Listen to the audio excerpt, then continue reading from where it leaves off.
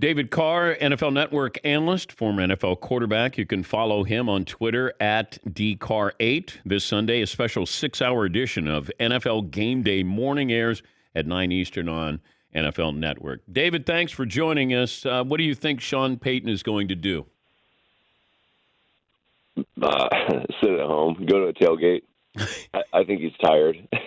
I also think that the cap issues in New Orleans might have forced this as well. I mean, when you watched him, he's such a good play caller, and it was just hard because they're going back between Taysom Hill going to be the quarterback, who's going to be the guy, and he's so good that they still almost got in the playoffs. Great defense, yeah, but man, what he did, just from a quarterback standpoint, and I guess a coach's standpoint, watching it from afar, it's brilliant, man. The guy's incredible. So let him take his time. Go to a couple tailgates, enjoy yourself, and then get back in the thing. I think the league's better if he's calling plays. He's great. I think that you're onto something with the salary cap, obviously, but I think he looked at the quarterbacking situation and thought, I can't compete, not with this. And I mean, he tried to get Drew Brees to come back for this season. They somehow squeezed out 9 wins, and they didn't even have Michael Thomas there. Well, can you blame him, man? You watched 2 space aliens play quarterback in Kansas City the other day. It's like, I don't have that guy. So I'm supposed to win another Super Bowl. So I think that probably helped. Could you see him coaching the Cowboys? And they trade for Sean Payton. Yeah, I can. I just don't know if it'll be this year. I kind of feel like it is going to be at least one more year with Mike McCarthy. And then if that goes south, I think Jerry Jones is going to be. Jerry Jones has wanted Sean Payton forever. He's wanted to be their coach for a long time. I mean, I can remember back when I was with the Giants, and that noise would swirl around. Oh, Sean Payton's coming back to Dallas. I'm like, what do you mean? Why? And so it's just like one of those things. He's always wanted Sean to be the coach there, and I think Jerry Jones will do everything he can to get him to go. We have a couple of teams that feels like are in quarterbacking limbo. I don't know if the 49ers know what they have with Trey Lance, and it looks like they're going to move on from Jimmy Garoppolo. The Titans situation with Ryan Tannehill, can he take you only so far? Carson Wentz with the Colts, maybe the Vikings with Kirk Cousins. What do you do in those situations if you're not quite sure you have that guy who is a special quarterback or can take you to the next level?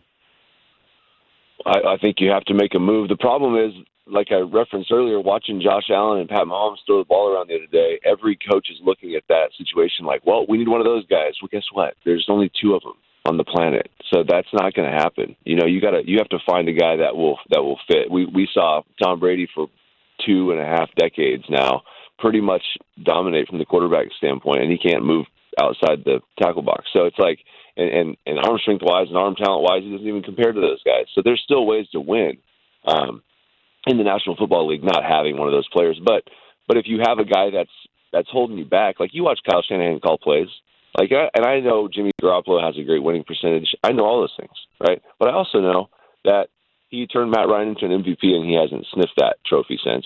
I know that Kyle Shanahan, from a schematic standpoint, is so much further ahead, and he puts you in such a better position than you would be just on your own or just with another offensive coordinator, that I almost throw the winning percentage out because, Jimmy's got to play better. They got to find a way to be better at that position or be cheaper. If you can't be better and be one of those elite guys, you got to grab a young guy, and you have one in your house. So it's going to be interesting, man. We were spinning around the table. Me and Steve Mariucci were talking about this because he's season ticket holder with the Packers. That's kind of weird still. Head coach of the 49ers, and he was saying, did you think what I was thinking? And I already knew where he was going. The Packers, if they keep Aaron Rodgers, they're $40-something million, cap hit. If they let him go, they save 16 or something. Trade him to San Francisco for 2 firsts and Trey Lance, and then everyone's happy. And Kyle Shanahan and Matt LaFleur are buddies. They can make that thing happen over some Chipotle. Just make it happen, So I think that's going to be a scenario. I can't imagine Jimmy Garoppolo being back with San Francisco.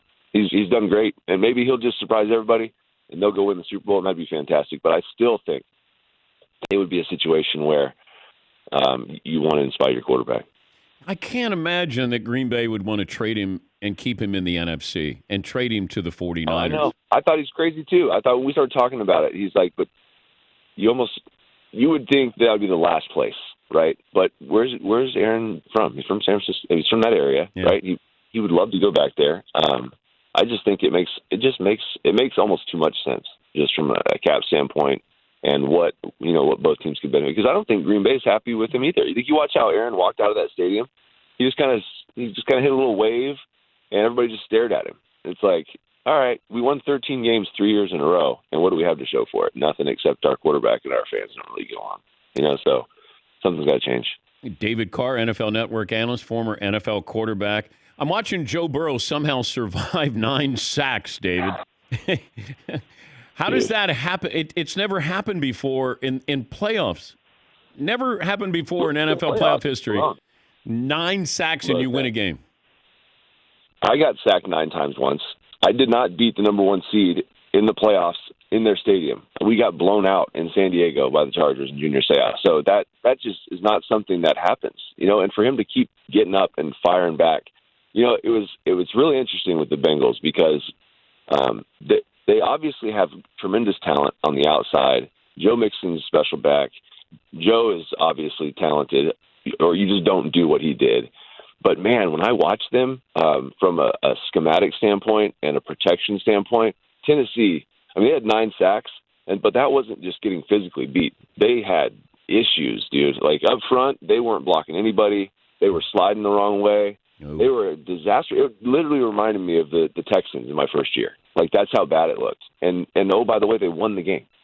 So they have to fix those things. And that it's not on just one guy, but Zach Taylor and Callahan, they got to be better. They have to have answers because there's times when there's free rushers coming at Joe Burrow, and there's 3 receivers that he's looking to on one side that are running with their back to him. Like, no one's looking, no one's adjusting.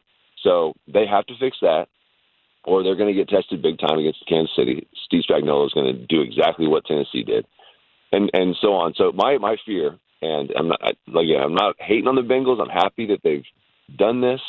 I just can see like the writing on the wall that I'm afraid that Joe is going to be so good that he's going to cover up a lot of sins, and they're not going to be as successful as they should be with him at quarterback.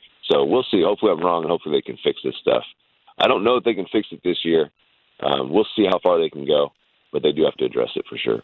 When you look at the 49ers in the last 15 days, they trailed the Rams 17-0, came back to win in Los Angeles, found a way to win at Dallas, and then found a way to win at Green Bay.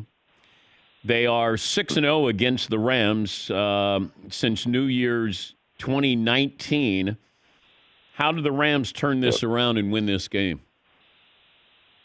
Well, the Rams were up on them last time. I really think that the 49ers, it's a throwback style of football. It's a very physical style of football, but it's schematically it's advantageous because they'll put Trent Williams at fullback. You saw the man coming across the formation and then just blowing up the entire right side of the line. So Kyle does so many things to challenge you. So it's not like you can just bring an extra guy down. What's going to have to happen is they're going to have to just toughen up. Like it's old school and it's like almost junior high-ish. But you're going to need a rah-rah speech to get these guys physically going because George Kittle and Trent Williams and these guys are going to just try and absolutely road grade you off the line. Like, it was a great matchup for the Rams last week because you have a depleted offensive line with the Bucs and you have some absolute killers up front. You got Vaughn, who had a great day, Aaron Donald. These guys can just pin their ears back and go get you, right? What the Rams have to do is they kind of have to match. They got to use those backs. They have Cam Akers, they got Sonny Michel, and they've been doing a better job of that. And I think that's where they have to go. They can't get into just a drop back pass situation because Bosa and those guys, Armstead, they're gonna win that situation. They're gonna win that battle. But their edge is who they brought in the offseason. It's Matt Stafford. Like we saw it. Matt's as good as anybody in that I've seen against the blitz. And what did we see Tampa Bay do at the end of the game? They bring pressure. He burns them, and he did it consistently. So. I don't know that, Well, the Niners aren't going to have to blitz, or they normally don't need to blitz, right? Exactly. So the only problem is, in the secondary, which I think D'Amico Ryans has been brilliant. I think that he did a great job against Aaron Rodgers. It's very subtle. You saw Josh Norman jog out there, and you saw Aaron Rodgers' eyes light up, like, I'm coming at this guy, right? And he got the first one. He threw it right at him, incomplete. The second play that Josh Norman was in, he looked at Devontae, and they subtly changed the coverage. They showed like a two-man coverage where he was being doubled, and then right at the snap, Josh Norman jumped outside, and the safety rotated down, and Aaron didn't know what he was seeing, and he went back to the other side and ended up having it wasn't a sack, but it was a negative play. And that's what they're going to have to do. DeMeco Ryans is going to have to be on it, but I think the Rams are going to make a much better game out of it because, like I said, they were up. They had the confidence they could do it. But man, it's the physicalness. It's the physicality that they bring. It's Deebo Samuel. I mean, how do you match that? That's not something that you can just flip a switch on and be. You have to be that from the beginning, and that's been why San Francisco's been so successful. All right, we've asked everybody. Everybody seems to be talking about it. Your solution for overtime in the NFL playoffs is what? Well, I mean, my goodness, I've known Josh Allen forever, and so I'm a little biased because the kid's from the Central Valley, and I just watched him sitting on the heater, the whole overtime, and didn't even get a crack at it. We even heard Andy Reid, I think yesterday, say at least let the other offense get the ball. And I understand they don't want to do the college overtime for whatever reason, probably a lot of reasons. They don't want to do just a time limit, another quarter, because, that's just going to prolong everything, and that's going to bleed into other games. So I get it. But at least Josh Allen has to touch the football for me, because that'd be like going to a Dodger game, right? And it's extra innings, and the visiting team hits a home run, and then that's it. All right, everybody go home. The Dodgers get to hit, or we're not going to let them, they don't get to bat. That's exactly what it is. So I think that you at least give the chance for the other team to touch the football on offense. And then if they don't make it, then they don't make it and everybody's happy. But man, it was a great game, but it left a little sour taste in your mouth just because you didn't feel like it was a fair fight. Thank you, David. We appreciate you getting up early for us, and have fun this weekend. How's your brother doing? He's good, man. He's a little tired from that season emotionally, but he was. They had a good run. They did pretty much all they could do. So yeah, he's feeling great. Playing a lot of golf now. And who's he think the coach is going to be? Well, he'd love for it to be Rich Bisaccia, honestly. Oh, okay. Every player in that building would love for that to be him. So we'll see. I mean, we'll see. We don't know what Mark's thinking and what they're going to do, and general manager's got to get hired first. But yeah, he'd love for it to be Rich. Thank you, David. We appreciate your time as always. Have fun this weekend. You got it, buddy. Thanks. That's David Carr, NFL Network analyst. He's good. There's some good opinions there. I like talking to him.